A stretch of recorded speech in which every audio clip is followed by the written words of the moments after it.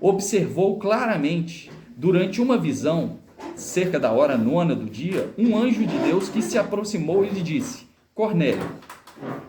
Fixando ele os olhos, ouviu e disse a ele: Que é, Senhor? E o anjo lhe disse: As tuas orações e as tuas esmolas subiram para a memória diante de Deus. Olha só que interessante, um homem não crente, temente a Deus, só familiarizado, gente boa, piedoso, honesto.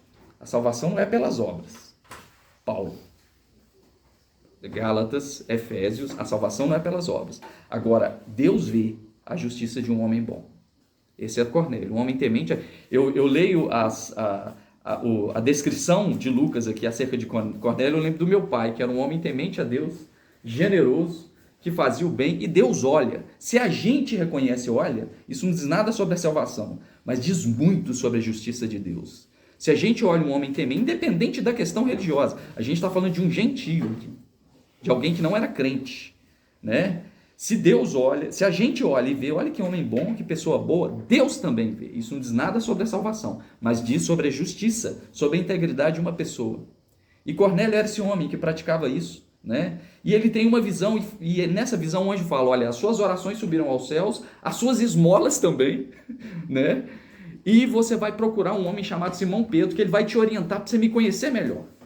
É mais ou menos isso, colocando as palavras aqui, transcrevendo aqui, né? E aí diz o texto que enquanto isso acontecia com Cornélio, essa visão, Pedro orava na sua casa e ele teve uma visão espiritual, um êxtase, né? Essa experiência mística mesmo, ele entrou ali em um arrebatamento, em transe, coisa bem pentecostal assim.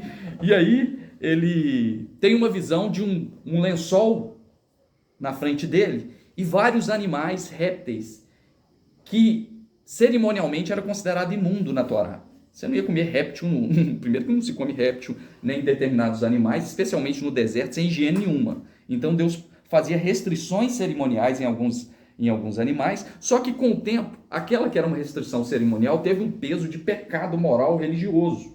Então ficou animal impuro, como se existisse algum animal que Deus criou impuro, né? É tipo, Deus criou todas as galinhas, menos a galinha da Angola, que é da África. Não existe essa noção em Deus, né? Deus criou todos os gatos, menos o gato preto do Juliano, que dá azar. Isso é uma mentalidade infantil, achar que existe algum animal que não é Deus que criou. Mas a mentalidade religiosa vai trazendo isso. Não era a proposta original da Torá, que era cerimonial. Não come isso no deserto, não tem como ferventar, não tem higiene, por favor, né? E aí, o anjo, nessa visão que Pedro tem, fala assim: olha, pega e come.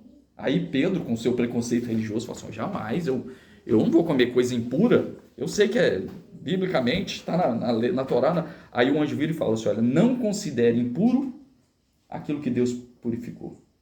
E aí ele é direcionado, aí quando termina essa visão, os soldados de Cornélio batem na casa de Pedro e falam assim: olha, o meu senhor teve uma visão pedindo para te procurar, você tem que ir lá na casa dele falar de Jesus para ele. E aí ele entende. Quem que era o seu senhor? Um centurião Cornélio, que era um homem gentio. E era impossível um judeu caminhar com gente. Olha o nível de preconceito religioso, e o evangelho excede essa fronteira. Acabou a restrição religiosa. Eu não posso tratar porque ele é do candomblé. Eu não posso tratar porque ele é espírita. No evangelho não tem essa bobeira, para não falar palhaçada religiosa, né? E aí o evangelho já começa rompendo os preconceitos de Pedro.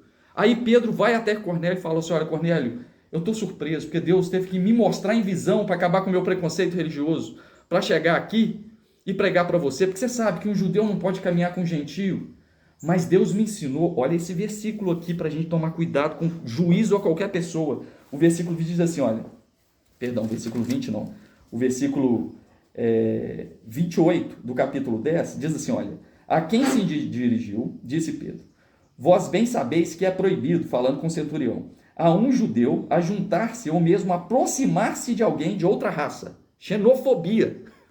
Xenofobia. O evangelho está acabando com isso aqui, né? Mas Deus demonstrou que nenhum homem considerasse comum ou imundo.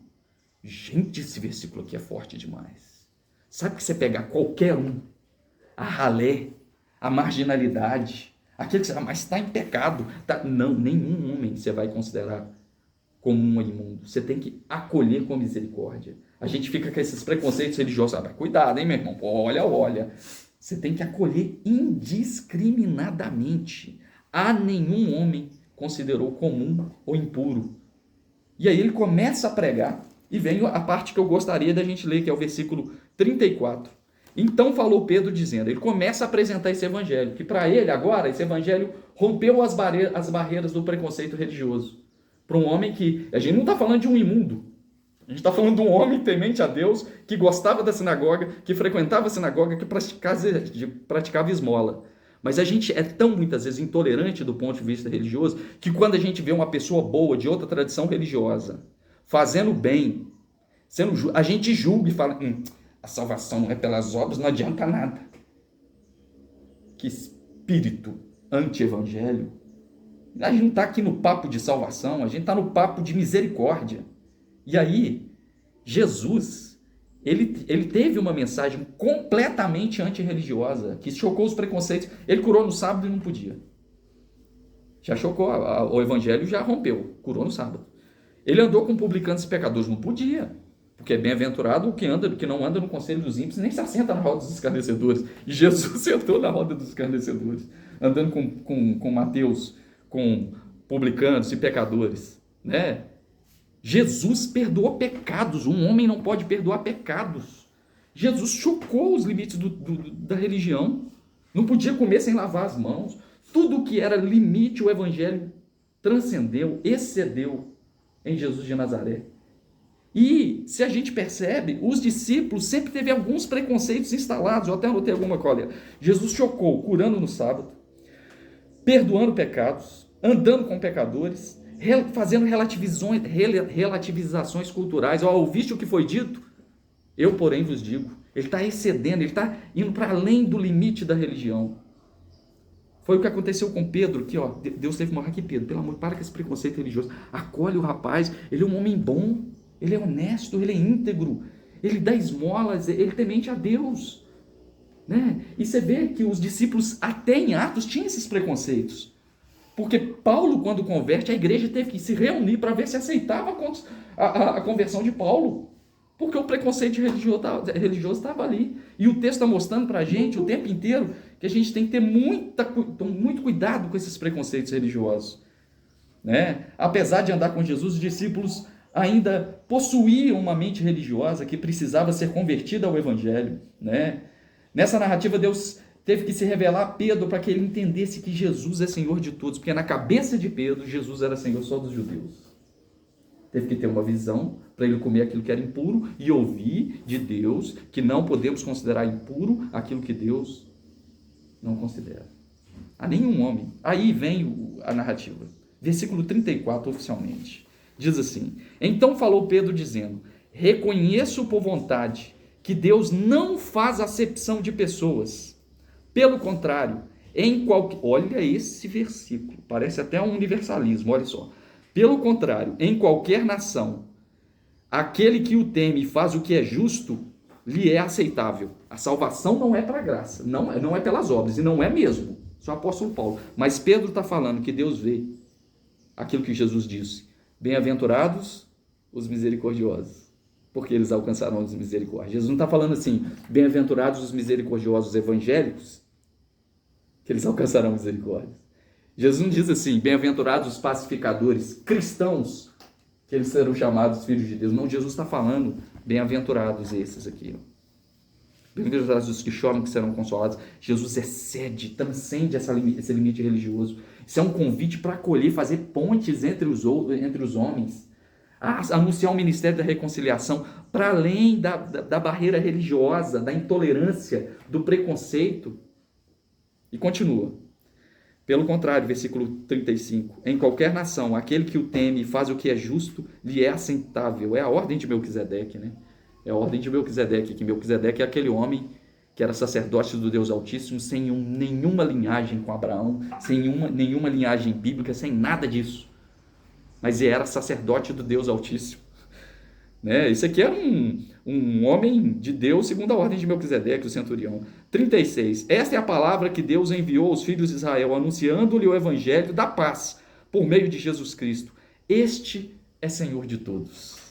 De todos. Na cabeça de Pedro, até a visão do lençol cheio de animais impuros, ele era Senhor dos judeus.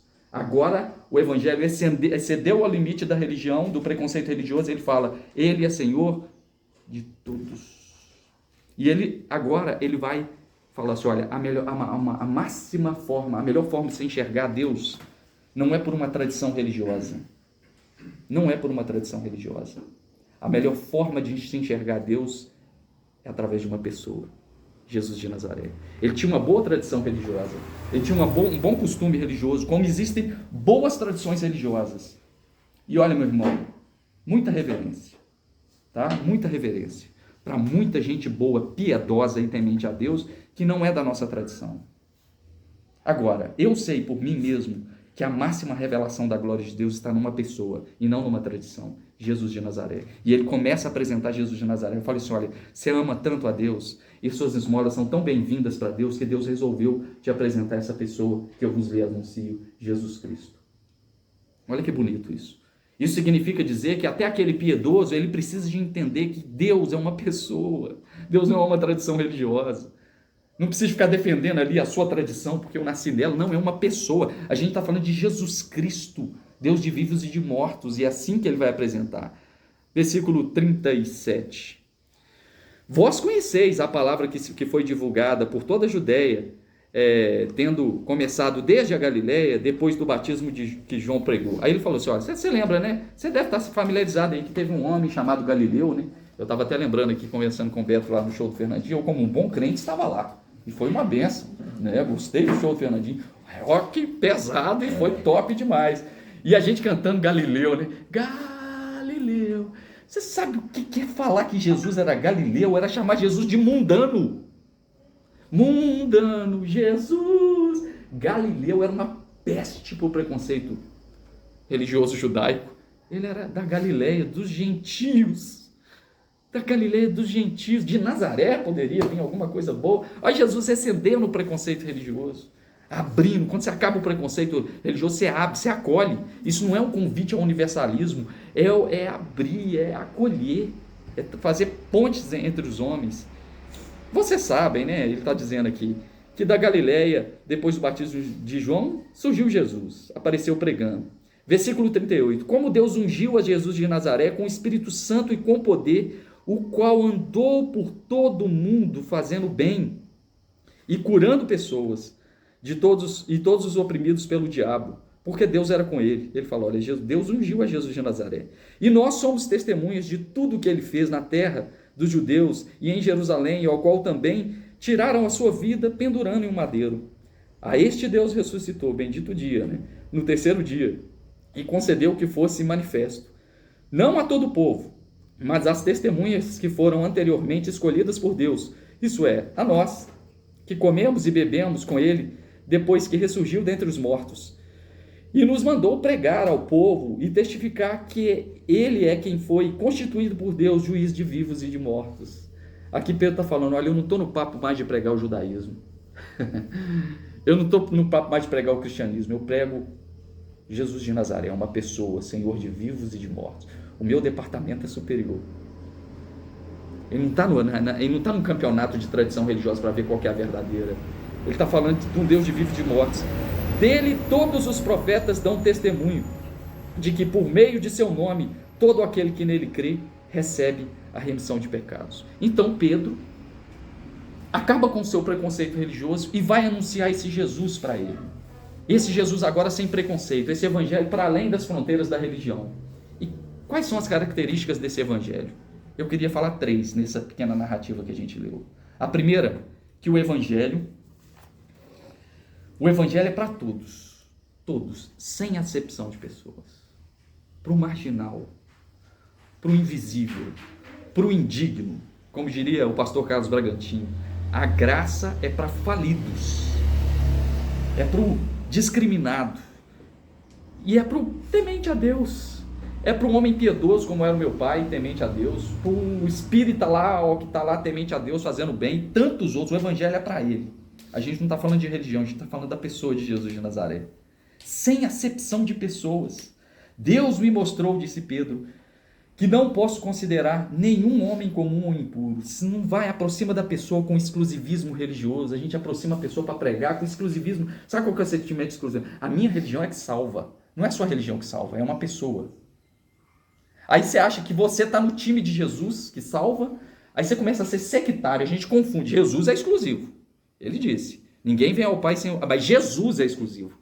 Ele é a revelação plena de Deus. Eu não aproximo de uma pessoa com exclusivismo religioso, com sentimento sectário, porque isso é fazer acepção de pessoas. Eu vou acolher de maneira indiscriminada. Temos que tomar cuidado com exclusivismo religioso. Tem muito Cornélio por aí. Tem muito Cornélio. Gente mais pura do que a gente que está cheia da verdade. Mas a Bíblia diz, ó, você aí não sabe nem de Bíblia. Muitos virão do Oriente e do Ocidente e se assentarão na mesa com Abraão, Isaque e Jacó. E esses que se dizem donos da verdade ficarão de fora. Ai de ti, Cafarnaum, Betsaida. Se tivesse... Isso era gente de Deus. Em vocês, na cidade de vocês, os milagres, os milagres que tiveram na cidade de vocês, tivessem Sodoma e Gomorra, lugares de impuros, pior do que Cornélio, eles teriam se arrependido. Porque não é o sentimento sectário religioso que aproxima as pessoas. Então a gente tem que tomar cuidado com esse exclusivismo religioso, com esse sectarismo. As tuas orações e as suas esmolas chegarão ao céu. A salvação é pela graça, mas Deus não é surdo para quem teme ao seu nome. Então eu vou aproximar da pessoa com muita reverência. Vou sair tacando pedra, metralhando. E vou apresentar ela uma pessoa. É assim. Sem preconceito religioso. Não vou considerar impuro aquilo que Deus não considera. O Evangelho e sua aparente mensagem que às vezes alarga, né? Bem-aventurados os pacificadores, bem-aventurados os misericordiosos, bem-aventurados os que têm fome e sede de justiça. É Jesus falando de ovelhas que não eram daquele aprisco. Então eu vou por Evangelho, eu vou anunciar o Evangelho, esse Evangelho que eu prego é um Evangelho que está para além da religião, das fronteiras da religião. E eu vou ver uma outra tradição religiosa com muito respeito. Porque eu não estou no campeonato de tradições religiosas. E eu nem deveria ser considerado religioso. Eu deveria ser considerado discípulo de Jesus de Nazaré. Porque eu anuncio uma pessoa. Essa é a primeira coisa. O Evangelho é para todos. Sem exceção. Para todos. Todos, todos, todos. Vai anunciando o Evangelho, que a pessoa vai vendo a pessoa de Jesus, a máxima revelação, e todos os enganos dela vão caindo. Não foi assim com Paulo? Paulo era perseguidor, ele viu Jesus a glória, ninguém foi lá e pregou para ele. Ninguém veio aqui e pregou para Cornélio. Deixa Deus ser Deus, como diria Lutero.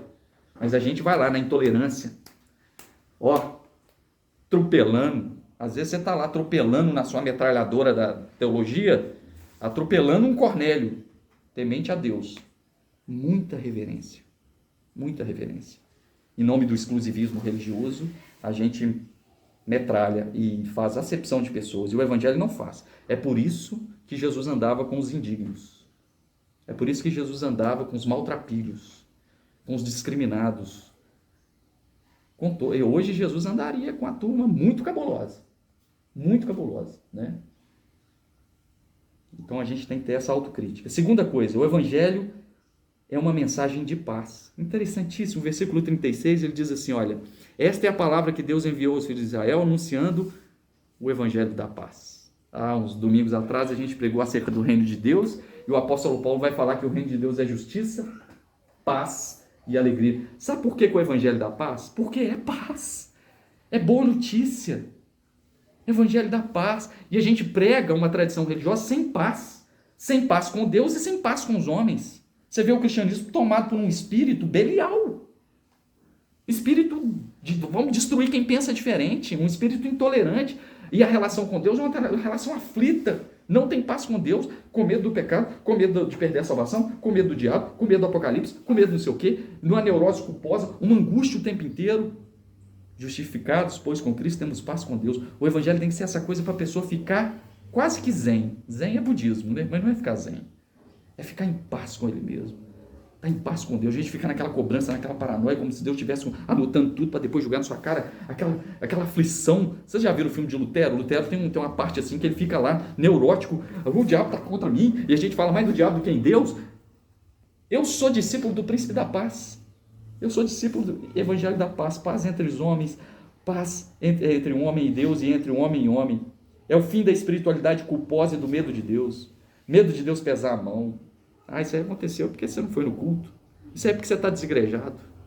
Olha que coisa horrorosa. Olha que coisa horrorosa. Cadê o evangelho da paz? Cadê o evangelho da paz? Nossa, hoje vou ter que correr aqui. Medo de perder a salvação, medo do apocalipse, medo do anticristo, medo do diabo, medo da Coca-Cola, medo do não sei o que consagrado. Meu Deus. Não é? Tem um povo com medo da galinha pintadinha, cara. Helmas também. Helmas, tanta coisa. Cadê a paz? Quando é o evangelho da paz, a pessoa tem que ver, esse cara é tão diferente, ele é tão tranquilo. Então, manso e humilde de coração, igual ao meu Senhor, príncipe da paz. Segunda coisa sobre paz é a paz entre os homens. Somos discípulos do príncipe da paz, sem ódio, sem guerra, sem o mundo está aí, ó. A gente tem que macetar o mundo, aquela concorrência com o mundo o tempo inteiro, acabar com isso. O mundo está querendo invadir a igreja, é nós contra o mundo, irmão. O mundo não gosta da igreja, aí você começa a ser intolerante, e o espírito que não é do evangelho. Paz com os homens. Eu sou discípulo do príncipe da paz, que fazia pontes entre os homens. O evangelho que não faz acepção de pessoas é o evangelho da paz. Bem-aventurados os pacificadores, que eles verão a Deus. É o evangelho de Martin Luther King, que fez uma revolução em busca da justiça sem usar armas. Terceira e última coisa, o evangelho é o poder de Deus para a nossa transformação. O versículo 38, ele vai apresentar Jesus dizendo assim, olha, como Deus ungiu a Jesus de Nazaré com Espírito Santo e poder, o qual andou por todo o mundo fazendo bem, curando os oprimidos pelo diabo. E depois ele morreu crucificado, versículo 39, parafraseando, e Deus o ressuscitou o terceiro dia. O testemunho que Pedro dá, ele fala, ele nos constituiu como testemunha. Esse negócio do testemunho é muito complicado, porque qual que é o imaginário religioso, preconceituoso acerca do testemunho? O cristão tem que dar testemunho, ele não é testemunho, ele dá. Então a gente fica o tempo inteiro forçando a barra para dar exemplo, sempre de cima para baixo. E aí você vai encontrar pessoas que estão lá quebrantadas, você fica dando exemplo. É o que a gente chama de lição de moral, né? A gente vai dando lição de... E o convite, o John Stott vai falar que nós não damos testemunho de nós mesmos, nós damos testemunho de uma pessoa. Eu não dou testemunho de mim. Eu não fico, minha religião não permite. Eu não tenho esse espírito, eu dou testemunho de uma pessoa, Jesus de Nazaré.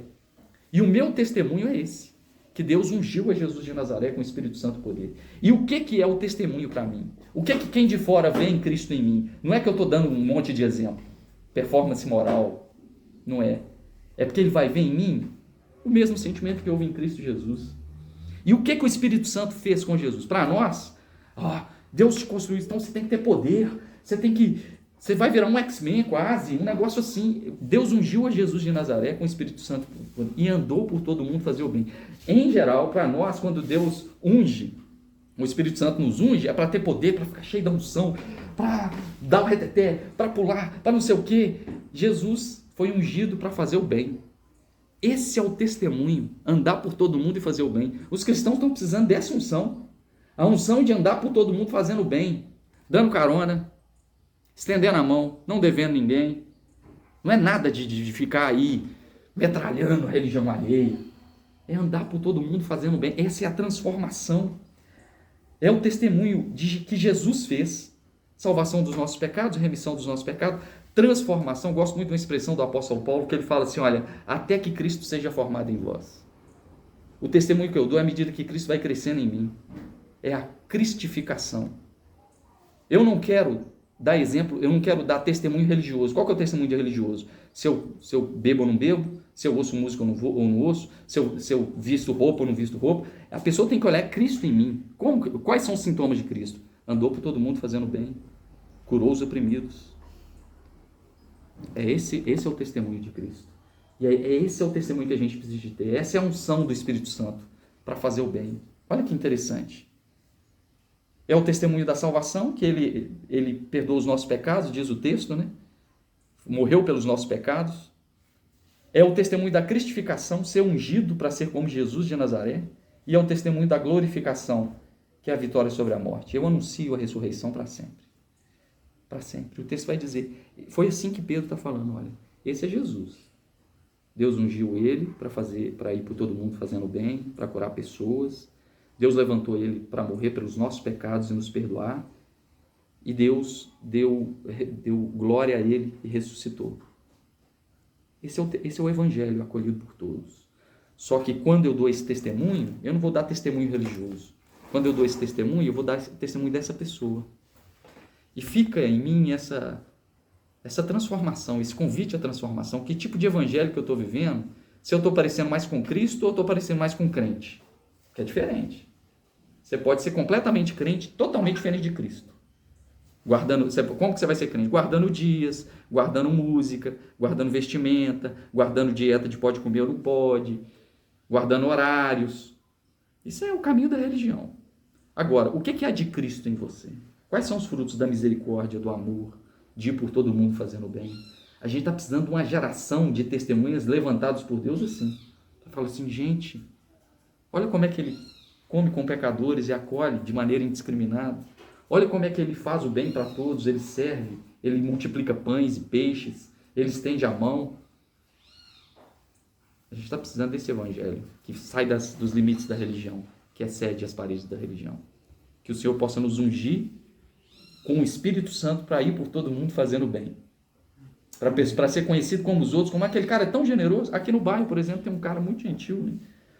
Aqui no grupo do bairro, não estou falando mal de ninguém, e ele, sempre quando tem alguma coisa política, ele está sempre inteirado. Senão eu vou pedir a CEMIG. Eu falei assim, que perfume bom que esse cara tem, ele está sempre lutando pelo bem comum. Olha só, um Cornélio aí no bairro aí, ó. Reverência, meu irmão. E a gente está preocupado com o quê? Com a música. Ele está preocupado com o cabelo, com o brinco, com a tatuagem, com a picuinha, com a tradição religiosa. A gente não está no bom perfume de Cristo ainda. Então, que nós possamos aprender com essa palavra tão confrontadora, provocante, de um evangelho que é para todos, sem acepção de pessoas, de um evangelho com uma mensagem de paz, sem paranoia religiosa da minha vida com Deus, nem da minha vida com o outro. Eu não estou numa luta contra o mundo quer dominar a igreja, eu não vou deixar, vou preservar a família. Não, eu sou do príncipe da paz. Né?